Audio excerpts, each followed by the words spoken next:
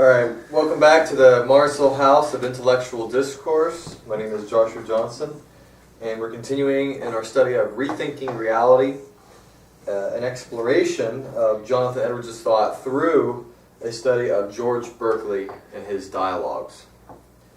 Tonight, I'm going to start off by a review, which is what I normally do, and then we're going to get into reading the second half of the second dialogue. We're going to finish it up tonight. And then we're going to jump into the third dialogue next study. And to begin with the review, there's three things I wanted to cover tonight that were really important from the last study. The first one was the mind-body problem. The second one is NAG, which is the abbreviation for Noetic Argument for God, which is my phrase I've coined to describe the argument Berkeley uses. And then I wrote Mel Branch and Friends, which is going to be referring to Berkeley's criticism of Mel Branch, as well as any particular Christian who just holds to omniscience but doesn't see the omniscience of God as necessary and necessitated by the nature of reality. Berkeley criticizes this view as not being the same as what he's espousing, and then he sort of presents why his position has the advantage. And I'm going to discuss that a little bit. So the first thing here is the mind-body problem.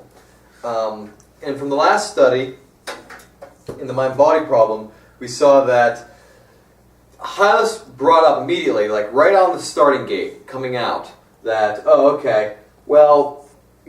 I can't really say that sensations exist independent of the mind. They're experiences, they exist in an experiencer, but they're mediated by the brain. The brain is what really receives the sensations. That's where they kind of arise in a sense.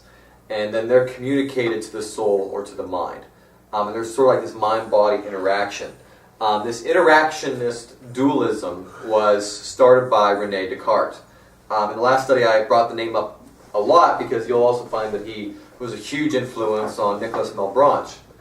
But what Descartes and Cartesian dualism, as it's known, espoused was that there was a material, mind-independent body, the mechanistic view of nature as he developed it, and there was also the soul, which was immaterial. Now, he defined immaterial as not extended in space, and of course material as extended in space. And you'll see Berkeley discusses this a little bit later.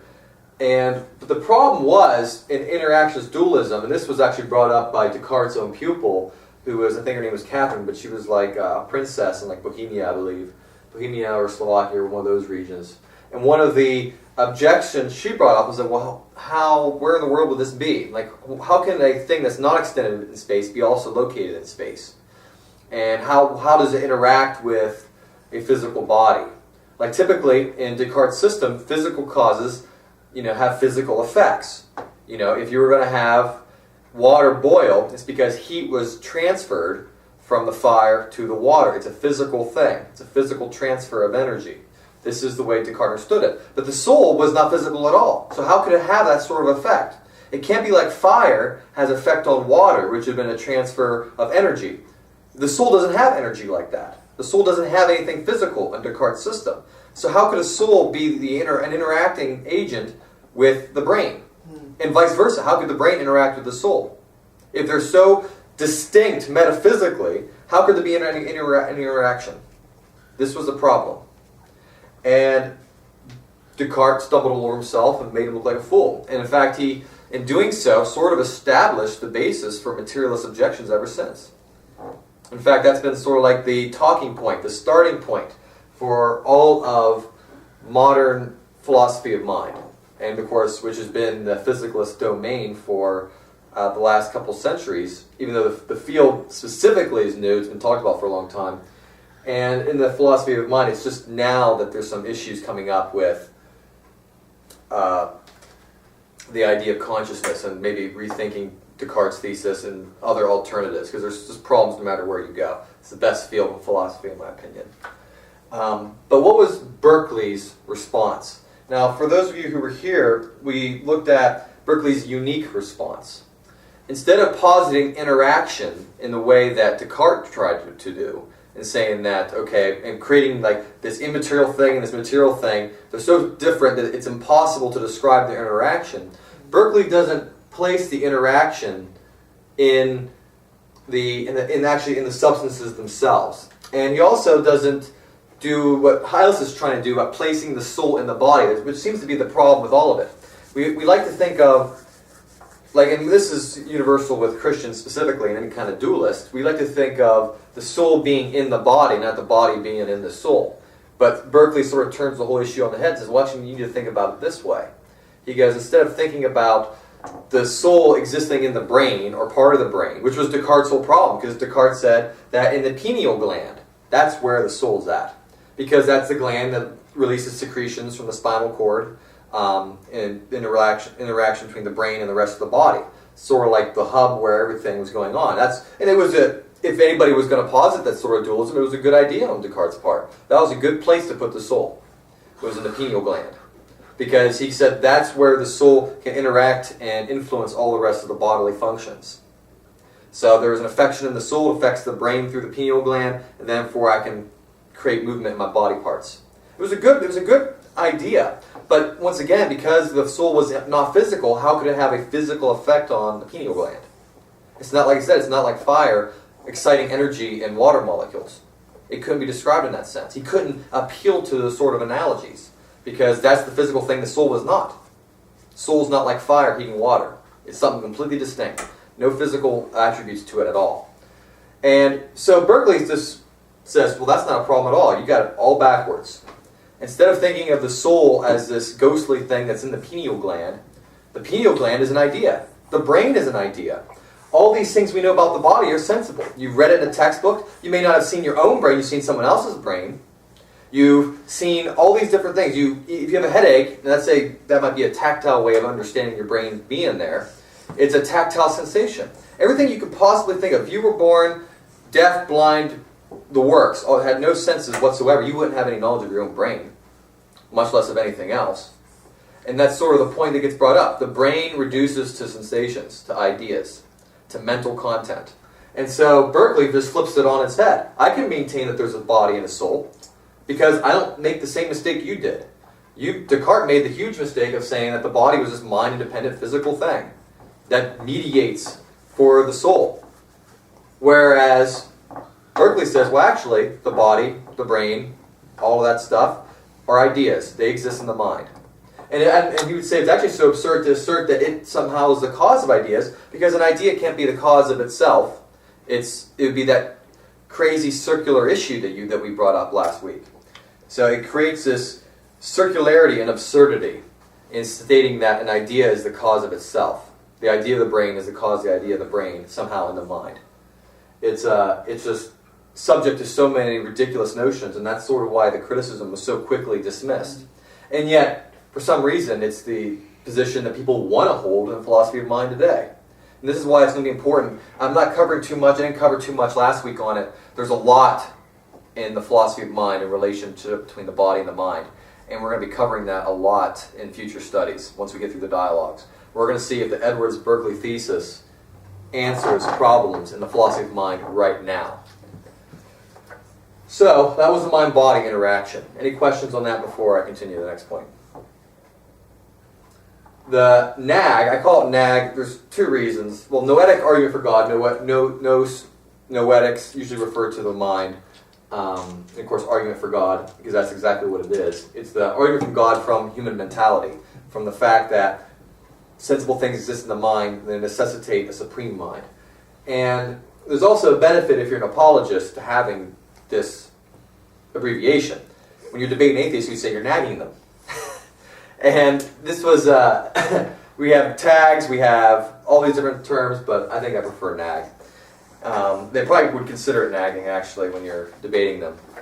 But what's interesting about this argument is that what Berkeley does is, when he's been discussing and proving to Hylas all this time, is that sensations, sensible things exist in the mind, all objects exist in the mind, there has to be a basis for learning new things. Like if I go to a place I've never been, those are new percepts. Those are new sensible things. I've never seen them before, now they're in my mind. Well, how'd they get there? As I go on through life, I am learning. I'm not omniscient from the start. I learn, I grow in knowledge, I get new percepts over time. And if they don't exist independent of my mind, then where did they come from? They couldn't have come from nothing, ex nihilo nihilo fit, so because nothing cannot come from nothing. Likewise, you have the idea of mind-independent substance, matter, all these different things. It's all been demonstrated to be shown that that's not there. You can't claim that it exists. You can only claim that things exist in the mind. So where do these new things come from? Likewise, if I'm no longer perceiving something, like you leave your bedroom to go to work, where'd your room go? It's no longer in your mind. Where is it at? It can't be independent of your mind because nothing exists independent of the mind. So where to go? And this is where this argument comes from. It must exist in another mind. It can't exist anywhere else. If it's not in my mind and not in the mind of created consciousness, it must be in uncreated consciousness. That is, it must have, we have to establish objectivity. It's necessary for human thought to do this. We must have a basis for saying, why am I having new percepts? Where do they come from? What's the cause of them? Likewise, if I leave a room, unless I say it totally goes into nothingness, which is an absurdity, and then arises again into new existence every time I look at it, in order to avoid those absurd conclusions, you have to establish some objectivity. When I'm not looking at it, it must be somewhere. Where is it at? It must be in the mind. It cannot exist anywhere else. Percepts, sensible things, experiences can only exist in an experiencer. So where do the experiences I get, the new ones, come from? They come from one who's already experienced them eternally. Same thing with the experience of my room. When I'm no longer experiencing it, God is experiencing it. We see all things in God. This is the essence of Berkeley's argument. And so when you see a chair, just looking at a chair proves God exists. That is the beauty of his argument. That sensible qualities, by their very nature, redness, something as simple as redness, makes no sense if God does not exist. Sweetness, heat, simple sensations, they make no sense unless you say God must exist. That's the beauty of it. That's his argument. And in response to, and this is the Malebranche of Friends, I'm going to start with the Friends before I get to Malebranche. Hylas goes, well, isn't this what I and every other Christian admit? That God knows all? And Hylas is quick to object, that's not what I'm saying here. I'm saying more than that. It's one thing to say, stand back and say, well, I just personally believe in a God, and I just believe he's an all-knower. It's just, you're just pausing something arbitrarily. You're not saying that there's any necessity in the notion. It could be just a whimsical belief. A deist could believe that. A deist could believe that God stands back outside of it all and just views everything. He knows everything, but there's no necessity. There's no necessity in reality for him, his knowledge, and the fact that he causes all knowledge, which means he would also be omnipotent. The omniscience implied by this argument also implies that he's all-powerful, because everything, including my consciousness, depends on him, moment to moment. So he says, this notion that these other Christians hold to is not what I'm arguing. I'm not arguing something that can be shared with deism. That's what Hylas is saying to Hylas.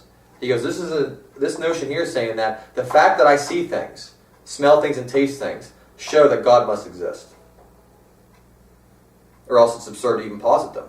You say they come from nothing, which is insane. You say that they just disappear and reappear, which is insane. You must believe that they exist in a supreme mind and are caused by his will in my mind. So that's what I would call, I've labeled the noetic argument for God. And Hylas likes it. In fact, he likes it quite a bit. And when we get to this part of the dialogue, we're going to see that despite liking it, he still wants to posit something else. He just can't help himself. This isn't sufficient. And that's also a problem in Christian theology, and Hylas is going to be hitting him with it.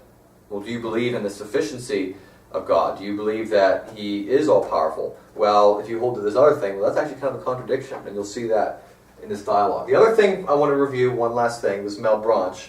I didn't want to forget him. And Hylas brings up Malebranche, indirectly, brings up this person who sees all things in God as well. Malebranche was a rationalist, though, and so he had some really odd notions. Malebranche, I've mentioned this a couple times before, was a Roman Catholic priest, French. He was an opponent of the scholasticism that was started by Thomas Aquinas, who was a champion of Aristotle. And Malebranche wanted to return to Augustinian thought. And the ideas of St. Augustine, which were rationalistic, that sensations are not reliable, so all true knowledge, all higher knowledge is directly brought into our mind from God, and he uses Platonic ideas. The idea of the forms exist in the mind of God, and they're communicated to the minds of men. They're laws, they're abstract principles, they're concepts, they're not sensations. So that was Malebranche's rationalism. And so, because of that, he was also a big fan of René Descartes, who we just mentioned. And René Descartes, Prince Malebranche would use René Descartes' ontological argument. Descartes was also influential on him in his criticism of scholasticism and Aristotle. A lot of the mechanistic view of the world and of matter was accepted by Malebranche because he accepted Descartes. And the problem with Malebranche that Berkeley brings up through Hylas is that, well, I don't want to be associated with him. There's one thing we have in common, that God is so sovereign over reality that it depends on him from moment to moment. There's no causal efficacy in reality. God is the only true cause. This was a notion that Edwards holds as well. There's a possibility that he was influenced by Malebranche, and he was definitely influenced by Malebranche indirectly through another Cambridge Platonist. It was on Edwards' bookshelf. But what Malebranche held to was called occasionalism. I brought this up in the last study as well, which is the idea of continuous generation. It's a view on the doctrine of providence. It's also called continuous creation, but because it's technically a doctrine of providence, it's confusing to use that term. But it's the idea that God is continuously generating reality. The difference between Malebranche and Berkeley, though, is that Malebranche believes in matter. So God is continuously generating matter, but the reason matter was ever even invented as an idea was to be the source of causes. But Malebranche says it has no cause, but it exists anyway. So the whole reason matter was even developed, Malebranche is not using it for. An atheist would say that matter is the cause of my sensations. Well, Malebranche doesn't say that. Not really. He would say you can't trust your sensations, which is also a problem.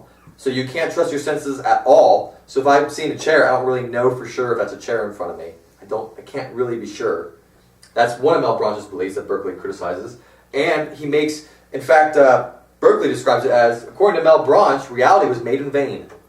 God made the world for no reason, no purpose, because he created matter that does nothing.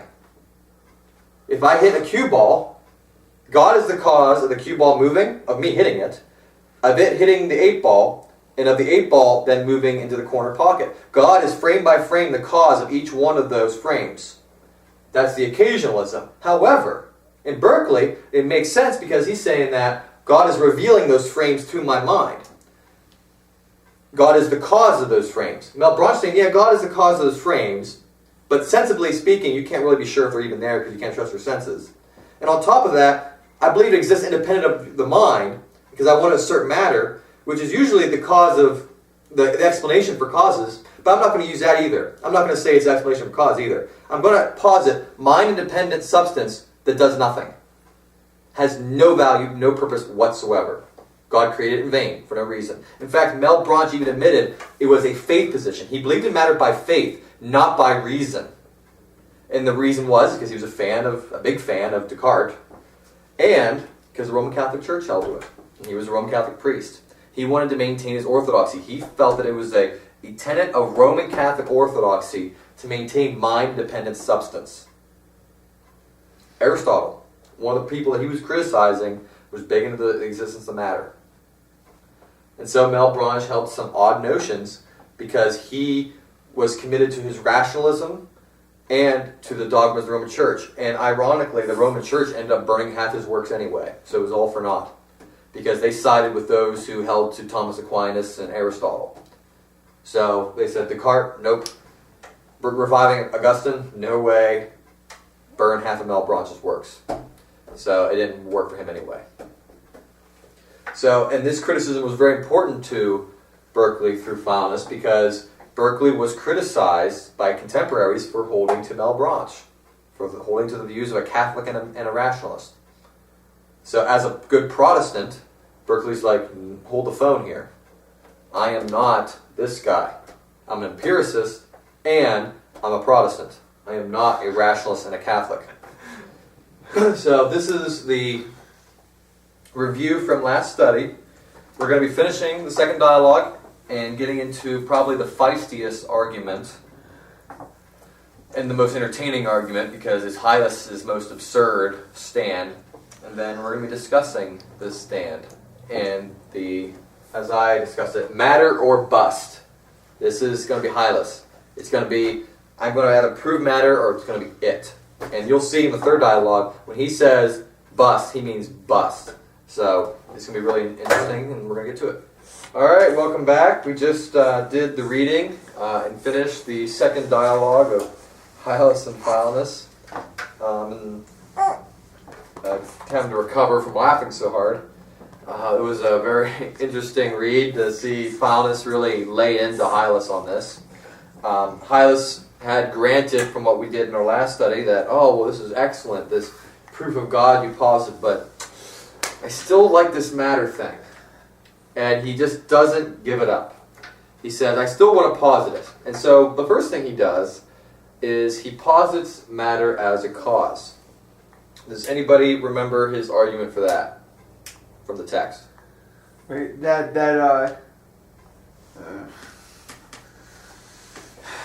it's such a long passage. Yeah, it should be on page 100 through the yeah, beginning. that's what I'm looking for.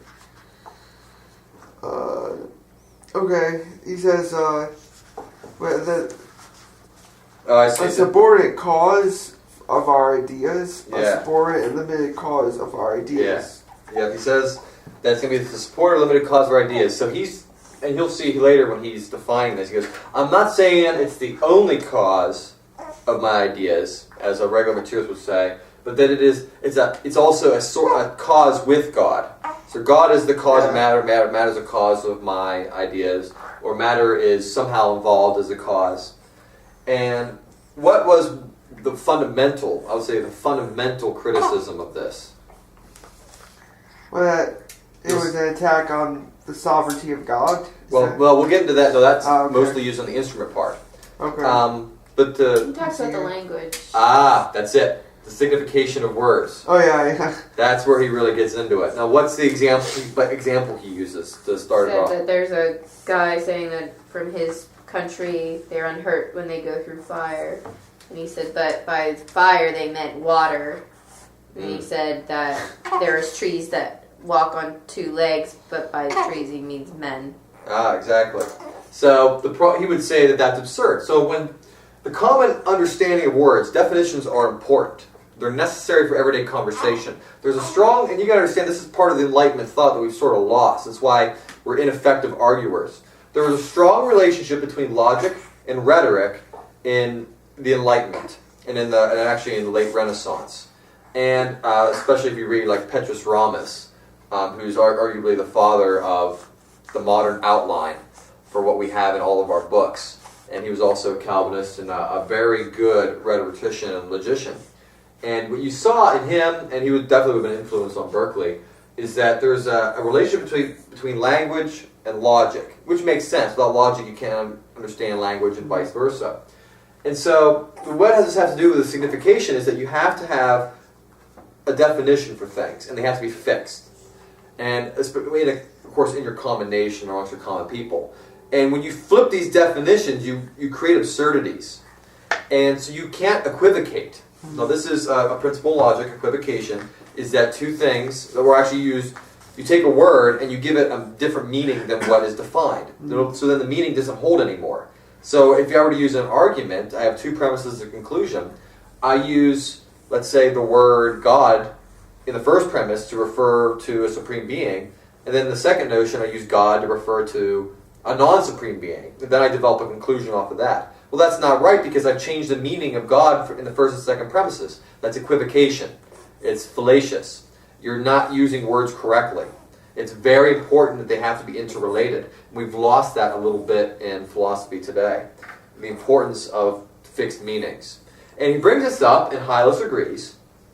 And he says, well, you're using matter inconsistently if you're saying it's also the cause of our ideas. Now, to sum up what he was saying, in fact, it's probably right in the text right there. What was the summary of his criticism? It should be on, I imagine it's on the same page. What makes matter what is matter that it cannot be the cause of something? Well, matter is an idea. Wait, No. matter. As Hylas is positing it, it's just a cause. He's positing it as a cause, but the common definition of matter doesn't allow it to be a cause. Why?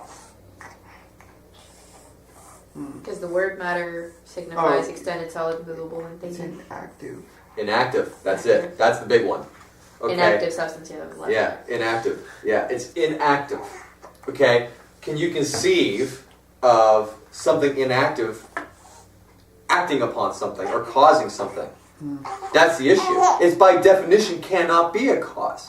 And when you're saying by the common definition of matter, having extension, solidity, all these attributes that were proven to be in the mind, you're basically saying that something that has none of these causes those things, but itself is inactive. How can something inactive be active? Essentially, it's a contradiction. And how can something that's unthinking be the cause of thoughts? I mean, that's a problem that's neglected in the philosophy of mind. How can something that itself has no thoughts cause thoughts in me? Yeah. How? You can say that it does all day long in different ways and with all sorts of complex terminology. You can say, yes, this material object causes thoughts in my mind. How? And that's the big issue. Matter, by definition, common definition, is incompatible with cause. So the only way that Hylas can try to use that is by changing the meaning of matter to mean cause. And just totally flipping up its meaning. So he makes a fallacious inference. It's equivocation. Now, it's just for motion. You're right, for motion, yeah. And then, so that's the next thing. So Hylas says, except for motion. Well then, of course, motion is also sensible. And so there's nothing left. So there's nothing to matter left in the end. After all this is said and done, Hylas still he always relapsing back into previous notions. And you see Hylas just drilling him on this. He goes back and back and back and says, maybe motion is what's in matter. Well, no, we already demonstrated that. Hylas says, we've already shown that motion can only exist in the mind. There's nothing in it that you can say that it can be a cause at all. And so he eliminates number one. So, matter as instrument. There's two prongs to this critique. Two reasons. What's the first? Well, that God somehow needs matter. Before that. Oh, before that? Let's see, before that. It's the way he's critiqued everything in the first dialogue up to this point. What are the wheels and the springs and what he's saying, what is in this instrument? Describe this instrument. Oh, yeah. Definition. So, the definition. It doesn't have substance. Yeah, well, it doesn't have there's nothing sensible about it. Alright, so can you even conceive of an instrument that's not sensible? Like, for instance, when you think of a shovel as an instrument, okay, it's got a wood handle and it's got a metal spade to dig into the dirt, unless it's a flat pan shovel. You also got, clippers, things like that. There's parts to them. There's things to it that make it an instrument. My will or volition is the immediate action of the mind. It is not an instrument. Remember, he makes that parallel. He says, okay, I don't need an instrument to will my finger to move. My finger moves by the act of my will. However, if I wanted to uproot a tree or move a piece of rock, as he says, I would need an instrument. Yeah. Okay? So in all these examples, he's saying there's these qualities to instruments you can define it by. What is the instrument? What is there about? Describe this instrument to me. And what does Hylas eventually say? Well, he can't. It's unknown to me. It's unknown to me. Unknown. I have no idea what it is, Yeah. but it must be an instrument. It's an unknowable. I do not believe that it has any figure or motion at all. Yes, there's nothing to it, but God uses it. Okay, and so sensible qualities. that gets to the second criticism. So, Michael, you were already starting on that, so why don't you continue? That God can act as well without it. Well, yeah, that God is, Hylas is necessitating that God needs this instrument to act. Yes. And that violates the perfection of God that he and all Christians assume. It's incompatible with what has been defined previously. And essentially, you could probably argue that his noetic argument for God earlier in the dialogue already established that there was no need for an instrument. Because it establishes that sensible qualities need God. It doesn't establish that anything else is needed, either in him or in the sensible qualities. So, it's basically, to posit it would be a violation of the previously established definition for God, as well as the Christian doctrine definition. But also, it would be a violation of his imperfection in a sense to say that he uses it even though he doesn't need it. So he does it in vain. Does God do anything that, because basically, Paul says it's pointless. God wills it, it happens, the end. He doesn't need an instrument. Why would he use one anyway? There's no purpose to it. It's vanity. And so the idea of an instrument is ridiculous. And beyond that, it's indescribable. That's really the big thing. I know not what it is, where it's at, how to define it. Because that was the big thing. Where's it at? I know not where. So, that eliminates that one. Matter as occasion. These terms get more and more ambiguous intentionally. Because he's losing all ability to define his terms. So, how does he describe occasion? Inactive thinking being. Right. At the presence whereof God excites ideas in our minds. You're right. So God isn't using it as an instrument or as a means of creating the ideas, but it happens to be there when he does it. Essentially, matter just arises when he sends sensations into our mind. It's not necessary. It's not an instrument. It's not the cause. It just happens to be there when the senses come into my mind. It's somewhere behind them. Just for no reason, really. So what's the criticisms? He asks what the nature is. He says he doesn't know the nature. And he says, assign some reason why we should allow an existence of this inactive, unthinking, unknown thing.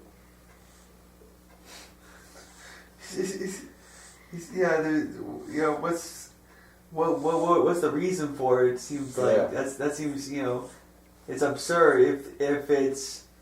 If you can't see it, if you don't know it, what it is, then what's the point? Yeah, exactly. So he's saying that there's no reason for it, there's no need for it, and there's no reason, there's no necessity for that occasion to ever occur. There's no need for that mediation. So that's sort of like the elimination of that one. So now Hylas gets really skeptical, and he gets to entity. Hylas kind of puts it in his mouth. He kind of says, how do you now define it? Seems then you include in your present notion of matter nothing but the general abstract idea of entity. And so, by entity, how does Hylas define it? The negation of all those particular things, qualities, or ideas that I perceive, imagine, or any other way of apprehend. So negatively. So what he's saying is, what I mean by entity is nothing positive. I don't define entity. I can't tell you what it is. I can only tell you what it isn't. That is, it isn't. It's nothing, basically. It's nothing in my mind. Doesn't exist in my mind. It's not perceived. It doesn't perceive. It's not in a place. It's not in a time. It's not. I don't know where it is or how it is or why. That's how he defines it. So that's what he means by entity. Now, what's some part of Hylas' criticism of this?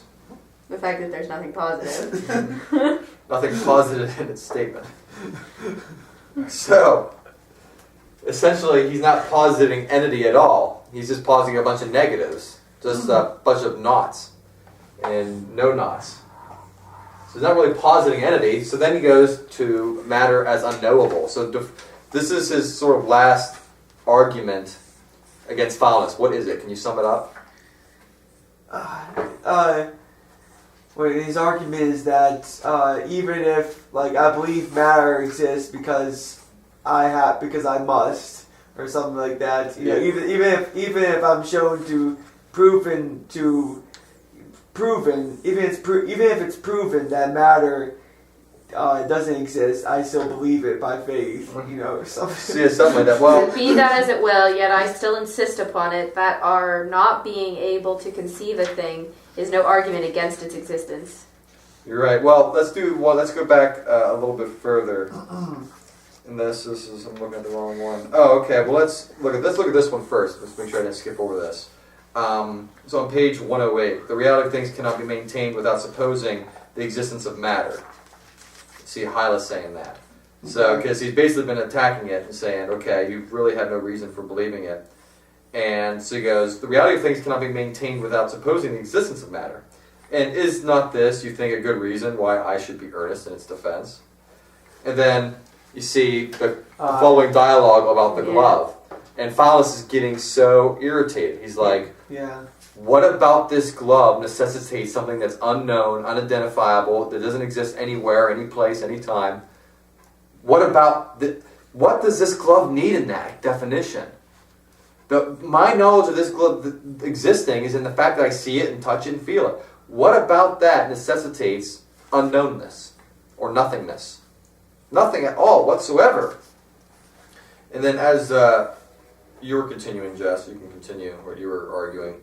I am content to own the existence of matter is highly improbable, but the direct and absolute impossibility of it does not appear to me. So and they go into the talk about the impossible. So basically, I believe it. What makes it? What makes something impossible? Right. They go into that. So even if he can't define it at all whatsoever, he's saying that it still exists. Blind faith. Essentially, blind faith. But what? Because you can't prove that it's impossible. He was saying. Well, he's like, how can I prove it's impossible when there's no ideas of it? You're right. You haven't given me anything to disprove. Essentially, you have shown me nothing. You can't even begin to define it or describe it. There's no argument to disprove. So it's impossible before we even begin discussing, because you're not even talking about matter anymore. No, not matter in any meaningful way. And this is where you get into I'm going to cover this here a little bit. The argumentative value of impossibility. Now, this is important here because we've kind of lost track of this too. Yes, in a sense, it is true that if you give a definition of matter, you can't disprove it. But that's not what Hylas is saying. He's not saying that, oh, well, I can't disprove it. You know, because he freely admits that he can't disprove a negative. That's a fact. I mean, you can't prove a negative. That's just a part of reasoning. And people will mistake Berkeley here and saying that, oh, well, he's saying that you can prove a negative. Just like an atheist, you can't expect an atheist to disprove the existence of God, because he'd have to be God to do that, which is obviously a contradiction. That's also a violation of the rules of reasoning to request that of him. It's not the person with the burden of proof is the one making the positive claim, which is part of this. But what Berkeley is saying here is that you're right. I can't prove matter to be impossible unless you give me a definition of matter, but you haven't.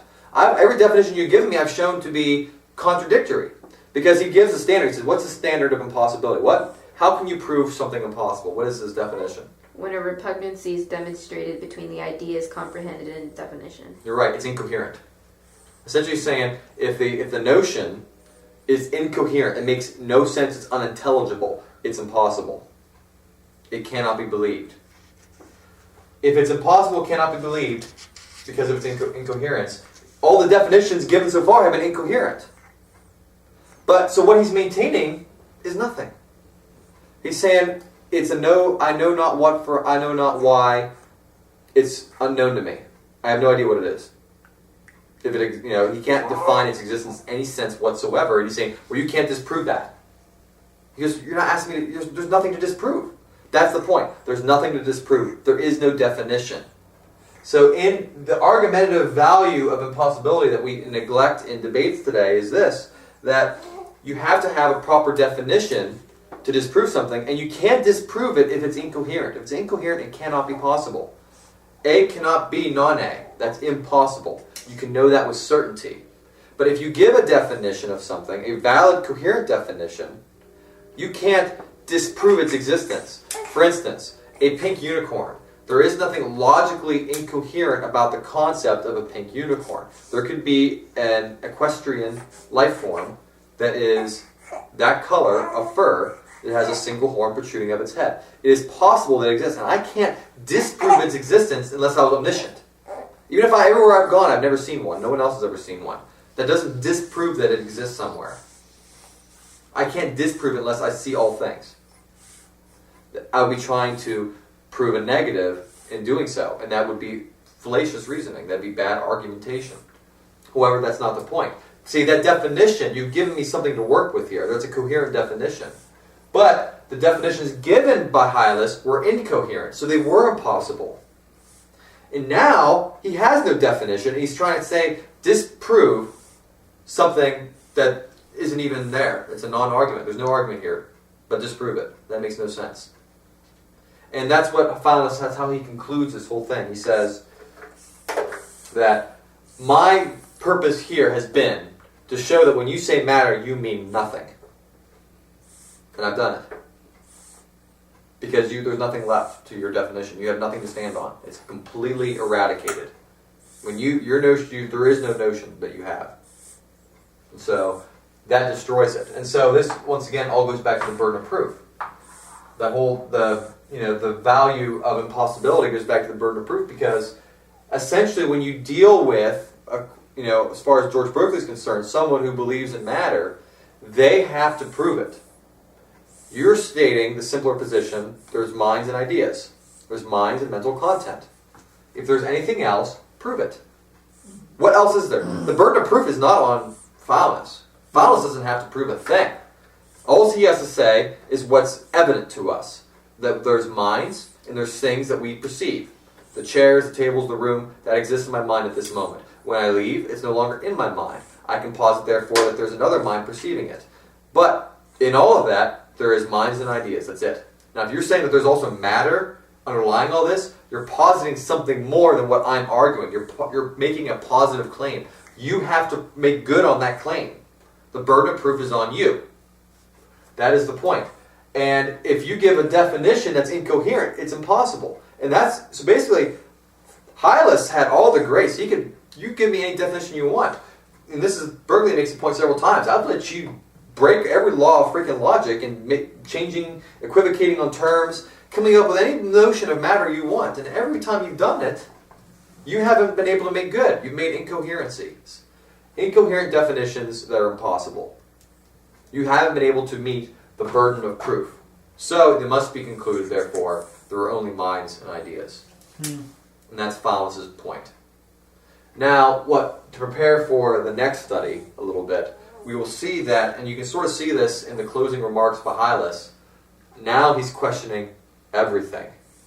The next dialogue is unique, because the one making the arguments, the one doing the questioning, is not going to be Hylas.